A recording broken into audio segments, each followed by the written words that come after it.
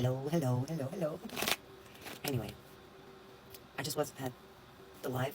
I wanted to do more things for myself, but I got stuck at live. It was wonderful. There are wonderful people there. Uh, let's see what the cards say, right? Or what my mind says. Blindness when it comes to visitation. So, what does that mean? So it feels like you're blind to what is controlling you, what is operating your body, what is controlling you. You're blind to what is operating your body and controlling it. But the answer is in details, right? You know, devil lies in the details. So details what we have here. The details have to do with the middle world, right? So look, there's a tree, right? So there's a tree, and the tree is upwards. And if you look down, you know how it is upwards here? If you look down into the earth, the tree is growing both ways, down as above, so below, right? So what's asked of you right now is to look at below, the roots. So as I would interpret it is look at what's hidden, what's not obvious, what's not in plain sight, right? So that is what's controlling you. Your desire for mystical and magical is so strong that it at times causes a delusion. Do you hear what I'm saying? At times it causes delusion. In what way? In climbing upwards. So you can be easily deluded if someone is saying you're going the right way, or let's go upwards, I know the way. So you can interpret that as someone correct when that can be someone just passing by and through to trigger you. Magic. Stand still. Wisdom. Overworld. Righty. Look. So as you go downwards, right, into, like imagine you're the tree, right? You can see the branches and the leaves and all of that, but you have to go downwards and see how you grow inside. Go to your roots, examine them. Examine what is it that your insecurities, that your fears, that your subconscious and unconscious are triggering you towards, to be attached to. Now, when you do that, then your drive for magical and mystical, right, will come to a standstill, right? How would it come to a standstill, right? You ask. It would come to a standstill where you would feel disappointed. You will be disappointed. Maybe you would feel as if your hopes have been invalidated. Not validated, invalidated. So everything, all the effort that you put into something, you would feel that they're invalidated. But you've got to understand that's not true. That's not true under any circumstances. Please do not think that. Because whatever the experience, look, if a trickster came to me and tricked me, right? Invaded my flesh or someone else and tricked me to do this or that, guess what? Nothing's invalidated because I've gained knowledge from it. Thus, I've acquired a certain level of wisdom. So there's knowledge there that can be, in the future, transmuted. So do not despair if you've been tricked. All I want you to do is take what you have got right now and expend it and expend on it. Transmute it. Rescue yourself from the sacrifice. So look, the state of your mind right now is of, believe it or not, whether you understand it or not, of a sacrificial lamb. What is a sacrificial lamb? Sacrifice, right, is something that has to do with something else, right? I cannot possibly sacrifice myself if there's nothing else around me that I can sacrifice myself for, right? So sacrifice in itself requires another entity, a being, or a situation for me to apply the concept of sacrifice to. So you are presently sacrificing your frequency and energy, right? But, once again, I don't want you to forget.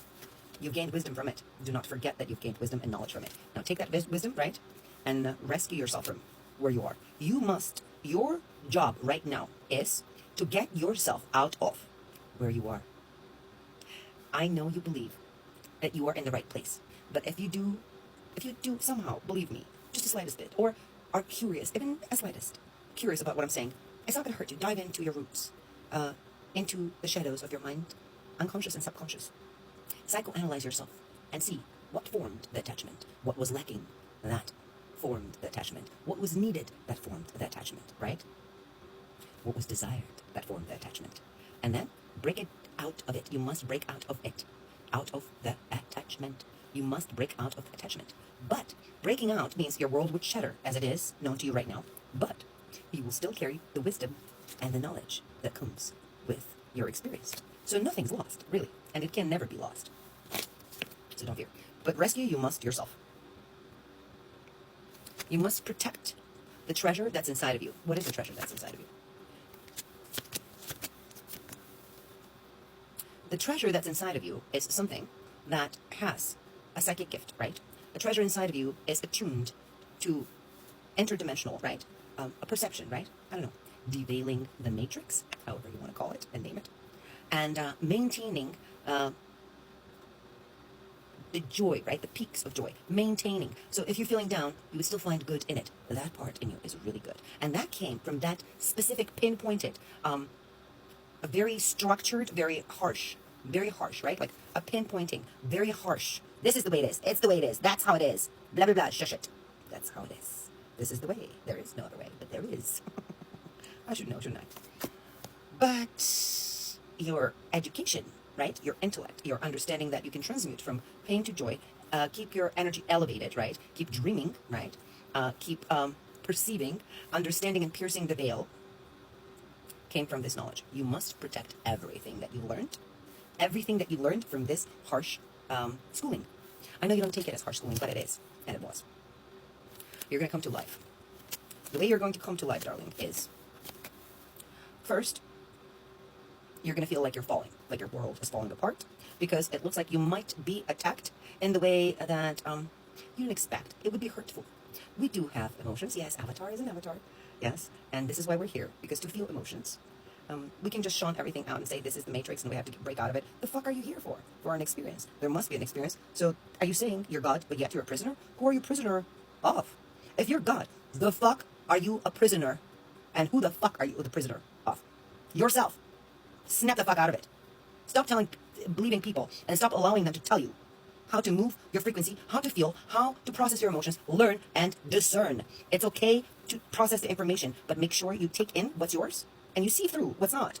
See through doesn't mean reject. See through means you take the energy, the frequency that comes to you. You sieve it through you, which means when you sieve it through you, whatever is yours sticks to you, whatever is not passes through you.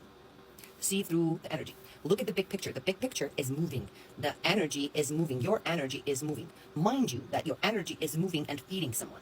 Someone is feeding off of your energy. Now, I want you to ask the question, who is feeding off that movement? I know you're not ready to hear it, but who is feeding off that movement, my love? Who is? Because time is ticking. Time is ticking. It's going to about shift. And your mind needs to move into singularity. Singularity within the unity. So you will become an individual that is allowed to be an individual within the unity of oneness, right? So you have your point of view. I have my point of view. But yet we have the overall concept of reality, right? The good and bad, which does not exist, but yet say it does. Similar, right? We have similar values of integrity, right? Then I will never judge your approach, because your approach is your creative force. Why would I judge your creative force? Because your creative force is your game in this reality. And this reality, you are God. And no one keeps you a prisoner but yourself. So set yourself free, please. Do me a favor, set yourself free. You're ready. It's ready. It's time. Rock bottom, flow. Much higher. It would feel extremely cold, right? It will feel like something that you were relying on to just was taken away from you, right? Your family, your relationship, your guide, your teacher, anyone, right? Your spirits around you. Something that you could hold on to. And then you would hit the rock bottom. And it would feel really cold there, right? And the flow of energy will shift and it will start moving against you, right? It will like become a curse for you. It will start moving against you. So there will be a little bit of self-doubt, self-loathe, self-judgment, a lot of things. But you have to understand, there's no such thing as wrong. This frequency, this low, and this negative emotion, this cursed emotion within you is going to fuel the fire inside of you. That fire is going to show you the ghost land, right, that you're in.